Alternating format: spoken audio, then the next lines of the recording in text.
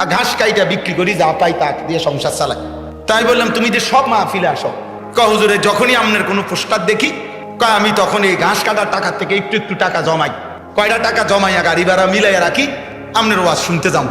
তাই বললাম যে মাশাআল্লাহ। তো আমি বললাম যে তো আর কিছু কইবানি? হুজুর আমার জীবনের একটা স্বপ্ন আছে। আমি বললাম কি স্বপ্ন কও? আমি 10 টাকা 50 টাকা করে জমাইতেছি, আল্লাহ যদি আমারে কোনোদিন তৌফিক দেয় আমি আপনারে আমরা এলাকায় দাওয়াত দিয়ে নিম, ওয়াজ করাম।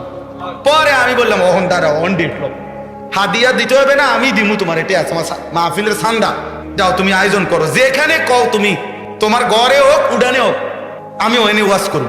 আশ্চর্য, তার দাওয়াতে আমি গেছি মাহফিলে, গিয়ে দেখছি ওই গ্রামের মানে ওই উপজেলার সবচেয়ে বড় কলেজ হাই স্কুল মাঠ, যেটা বিশাল মাঠ, এই মাঠে এই ছেলে মাহফিল মানে আয়োজন করছে। আমি গিয়া দেখি একেবারে যদি কম হয় মানুষ 15-20 হাজার, স্টেজে যদি একেবারে না হয় হুজুর 300-400 হুজুর হইব, হুজুর বড় বড় হুজুর সব, খেলাফত মজলিসের যিনি কেন্দ্রীয় আমির উনি বসা পাশে।